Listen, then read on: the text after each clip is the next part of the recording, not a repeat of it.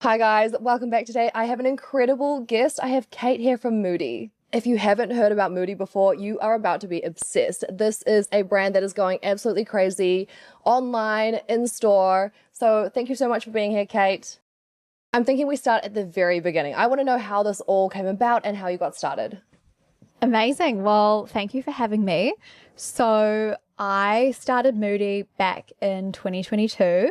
I was in my last year of a law and business degree at university, and I guess I'd always had the dream of becoming an entrepreneur, but I'd kind of put that dream on hold, and I was like, no, I need to get a corporate career first, get experience, save some money up, and then I'll be ready to start a business. And I think I then just realized that's not quite how it works, and you can actually just take that leap. And I had an idea for Moody because I was really struggling with stress and burnout. I saw so many women around me struggling with the same kind of thing. And I thought, why not just give it a go? And there's no better time than now.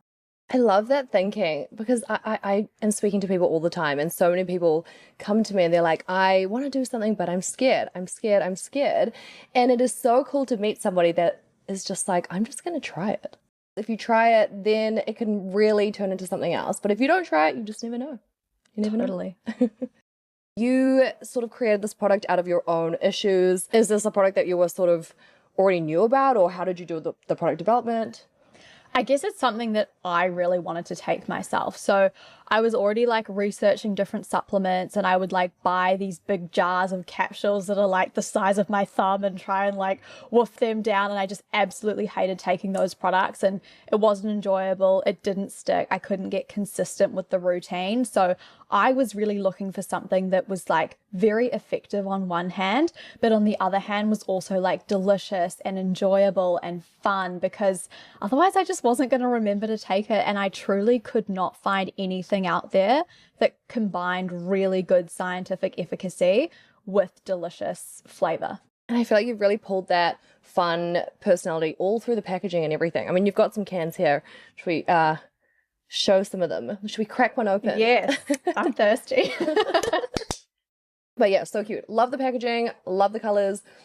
In terms of what makes Moody different, or why do you think there's so much hype around it?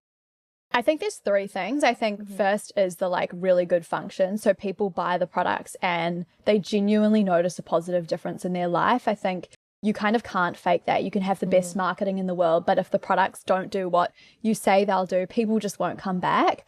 I think the second is the taste and the delicious flavor. And we really make supplements crave worthy, and I think that's partly how people notice a difference, is they're really consistent with taking something. I crave the sleep hot chocolate every night. I crave the matcha every morning. I love having a pre and probiotic soda after lunch. So it makes it really memorable and something that you'll stick with. And I think the third thing is our community. I've been very intentional about building that all the way through the journey, and it's something that you have to build over time, and you know, it's not super scalable. It's a lot of small micro interactions, but they create meaning for that other person, and it builds a relationship between you and them and the brand. That's sort of what's helped us get to where we are today. When did you say you started this? In 2022. Which is really not that long ago. No, so we're under 3 years old. And I've seen some of your videos online of you starting in a pretty small warehouse, or your, I don't know, your garage, and you've got a big warehouse now. It's quite a crazy, drastic, fast change. And it actually really reminds me of my own history in how fast you can actually scale an online business. So it's very, very cool. I love seeing those videos of the transformation.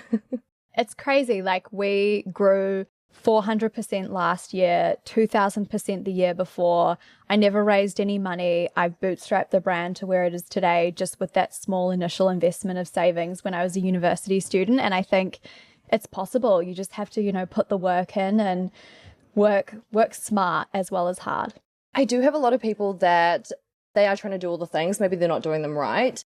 What do you think has sort of propelled your growth, or got you to get that fast growth? I think it started with an obsession of what the customer wants, really, truly, deeply understanding, what do they want? And then just serving that need in the best way possible, and not getting too fixated on one person wants something that's peach strawberry flavored and another wants something that's like matcha coconut flavored. It's like, what does sort of the collection of people want as a whole, and then taking those learnings and seeing how can you integrate them into the brand. So for us, like every flavor we launch, every new product range, even the packaging, it all comes down to what people want, and we have that very direct connection. So when we then come out with that thing that everyone wants, we get that support and that leverage from our community. Now you've scaled this business pretty quickly. I assume it's been very exciting, but also there's been hard things. What have been sort of your challenges and the hard parts?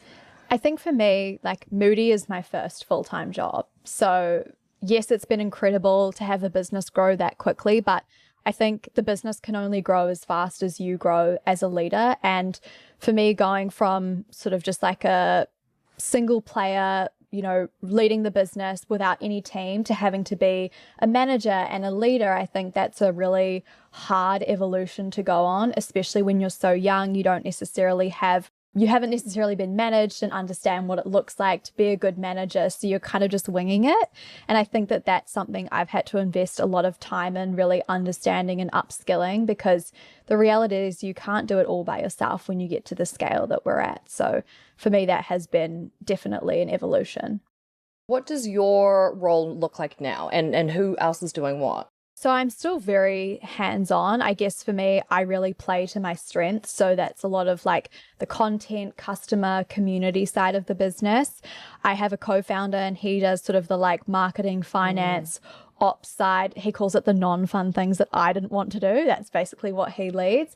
And then we have a team of people within that who I manage, and they often lead pieces of that. So I've got someone leading customer, got someone leading operations, someone doing like influencer and creator marketing, and those people are great, and you have to put trust in other people to execute on those parts of the business. But yeah, I've definitely get to spend a lot of time doing things I'm passionate about. In terms of being an entrepreneur in New Zealand, do you feel like it's an advantage, disadvantage, anything? It's an advantage in that it is a small market and it's almost easy to get traction more quickly. You can potentially get super high brand awareness because it is such a small market. Like for us, we've got 1 in 30 women now in New Zealand taking our products. So when we launch a product into retail, it's like we have that sort of relative scale to get great momentum. But I think it's also a disadvantage in other ways. I think New Zealand is a few years behind other markets. And so you need to constantly be pushing the boundaries and being innovative, and there's not necessarily a whole lot of people around you doing the same thing.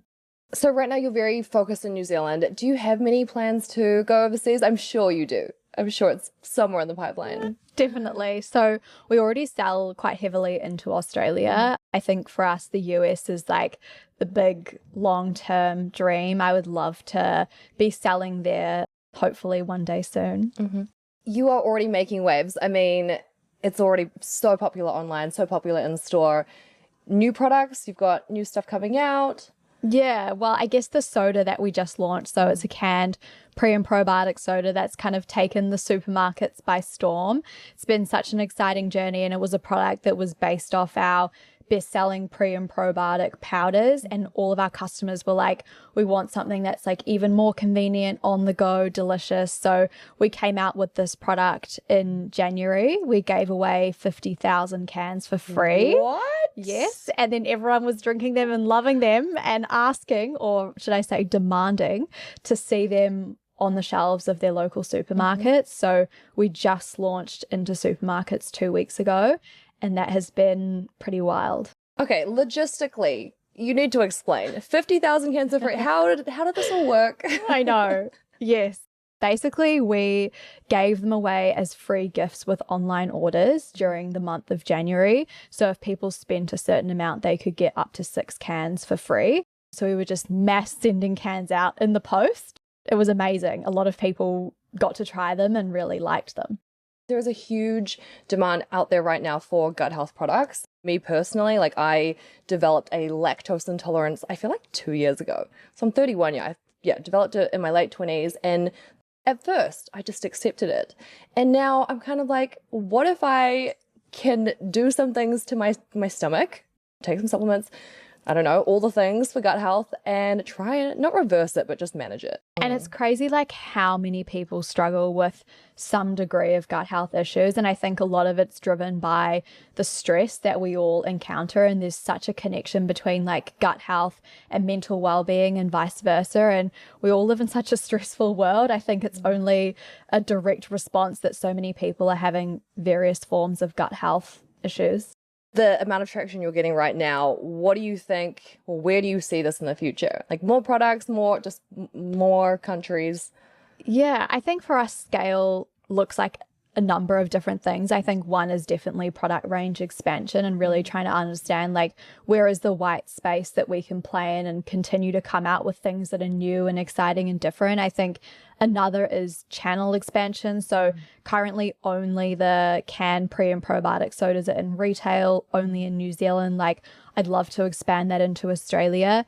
And then in terms of geographies as well, like would love to tackle the US market. So yeah, a lot of things to tick off in the next few years. In terms of your end goal, do you have an end goal? I mean, I don't know if you came into this thinking like, this is what I want to do eventually. I literally came into it with no end goal at all. And it's crazy because I am such a like goal orientated person. For me, the goal was just to start a business that elevated women and I could like align my work with purpose and do something that I truly cared about. I think as the business has gained more and more momentum and almost has like a mind of its own, it's definitely, you know, starting to think about what does the future look like. But for me, as long as I continue to positively impact our customers, I think I really want to do that for as long as possible.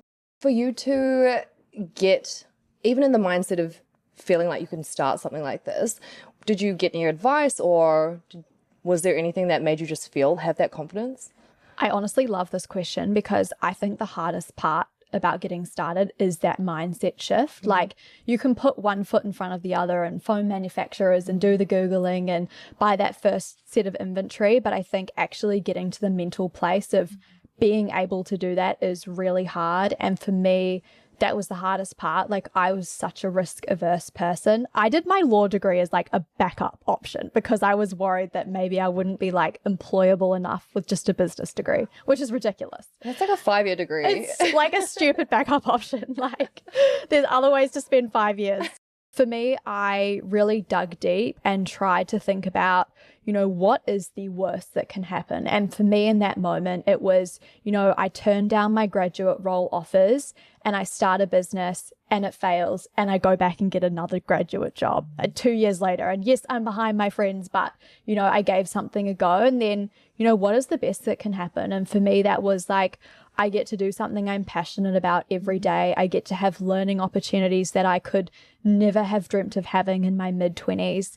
And I get to build something really cool and that I enjoy doing. So I think when you come to a place of kind of understanding what your upside and what your worst case scenario look like and get comfortable with that, it's, yeah, definitely puts it all into perspective. There's just this huge sort of like phobia almost of this fear of failure. Yeah. And it is like, okay, actually, if you fail, what's going to happen? You're just going to go back to your job. Totally. It's like the current situation that most people are in. For somebody that is listening right now, do you have any advice for somebody that is sort of on the fence, like they want to start a business, but they don't know how to like take that first step? Firstly, it's like dream big for yourself. Like, I know it sounds so philosophical, but life is short. Like, what do you want to achieve with your life? And if you have a vision of doing and being something that's not reflective of your current reality, like, what is stopping you from doing and being that person? And for me, I listened to like a ton of podcasts all about founders. I got obsessed with their journeys and like listening to people who were where you're at now, but are sort of now where you want to be, I think is very inspiring. And then literally I called it like put one foot in front of the other and take those really small steps. Like for me, it was transferring like a few $100s from my personal bank account into a business bank account to buy some accessories, like setting up a Shopify store, watching a few YouTube videos on how to make content, getting an Instagram, registering the company name. Like these are all small little actionable steps. And I think in the early days when you don't have the momentum of, you know, customers loving your product and a lot of success on social media, it is hard because that has to come internally from you. But I think you can cultivate that. And, you know, I was able to do it. So if I can, anyone can. A big problem is when people, they just think too much. They're like, I've got a cool idea, and then what if this happens? And then what if this happens? Oh, and then I need all this money for this. It's like, actually, no. Just stop thinking.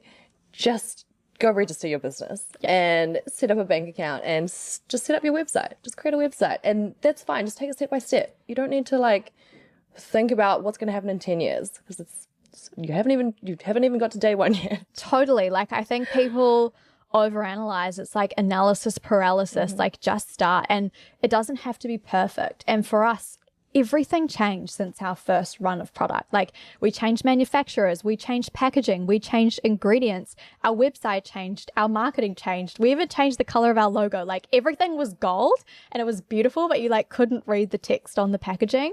The only thing that remained sort of the same as it did from day one was the dose and the active ingredient that we used, which I would argue is kind of like the most important thing. So get that one really important thing right, and everything else is fluid and you can evolve.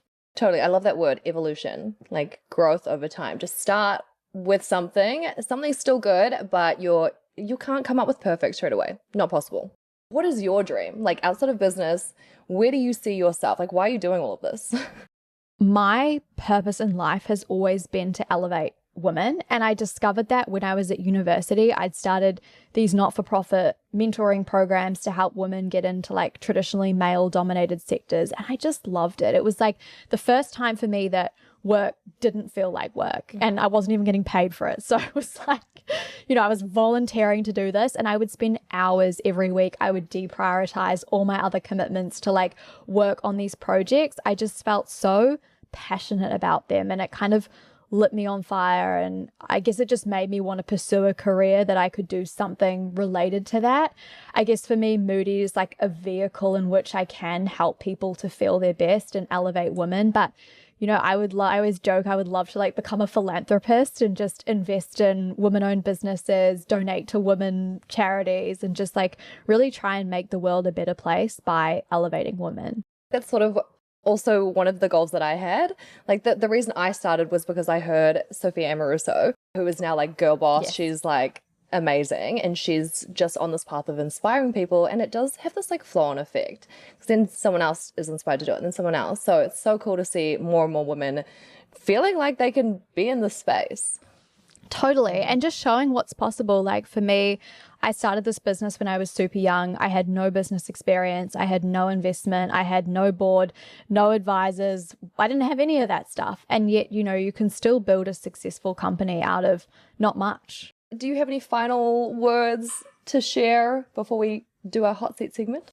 Honestly, just dream big. Like, for me, I thought I was dreaming big, and for me that looked like starting a business that aligned with my purpose, and then now I'm living that dream, and it's honestly bigger and better than I could ever have imagined. Don't get me wrong, there are parts to running and owning a business that are also a lot harder than I ever imagined, but you know, I get to sit in rooms that I couldn't have dreamed of being in as a 26-year-old. I get to make amazing decisions and have incredible exposure and like really feel like I'm making an impact and doing something special. So that's all possible for you too. We are going to start our hot seat segment. So I'm going to ask you some quick questions. Yes. You're not allowed to think about them. All right. Okay. What is the weirdest food combination that you secretly love? Oh, Marmite and chips. I don't know if that's, it could be weird, but I also like that combination. Oh, I feel like I'm quite mainstream with my food combinations. Okay, if you had to swap lives with a celebrity for a week, who would you pick and why? Sarah Blakely. I don't know if she's a celebrity, but she was the first self-made female billionaire in the US. Founder of Spanx. Yes, I'm obsessed with her. Question, what do you think, like Skims versus Spanx? What's happened here? I feel like Skims is nailing it, but Spanx is the OG. Is it? Are people still buying Spanx over Skims? I think it's a different demo. Yeah. Okay. If you were arrested with no explanation, what would your friends assume you did? They probably thought that they arrested the wrong person. I love that. Love that answer. Okay, what is the most absurd reason you've been late to something? Surely something crazy happened. I honestly can't think of anything. Never late. I feel like I really do try and be on time. Very good. Yeah. Very good. It's like one of my things I need to work on. Like I feel like I'm religiously 5 minutes late. Yeah, and if I'm late, it's like a call ran over. I feel like that's not absurd. Not absurd. Okay. If you had to wear one outfit for the rest of your life, what would it look like? It would be like white linen, everything. Like, I just love white linen and it's so impractical. I'm very accident prone, but it's just great. For the rest of your life? Yeah. I think it would get extremely dirty. I think it would too. Okay, if you could make up a new law that everybody had to follow, what would it be? I think that tax law is sexist because you can like make golf memberships tax deductible, but you can't necessarily make like beauty treatments and clothes and other things tax deductible. And I feel like as a female founder, sometimes those things are important. So I would make a law that you can expense all of that kind of stuff. Expense everything. Yes. If you had to be haunted by a ghost, but you were allowed to choose who the ghost was, who would it be? I have no idea. Like, these are really hard questions. Well, it's gonna have to be someone like dead. A ghost. Anyone. Any Harry Potter. Like, I would want it to be someone really smart so they could give me like good advice, but I don't know who that would be. Just follow you around and give you like like spooky, Nelson Mandela or someone like that. good advice. Exactly. Like, do this. Do this. Exactly. Whisper in your ear. Yes. Okay, Kate, thank you so much for coming and chatting. This has been very, very insightful, and I'm sure a lot of people can take a lot away from this. So thank you for being here. Thank you for having me.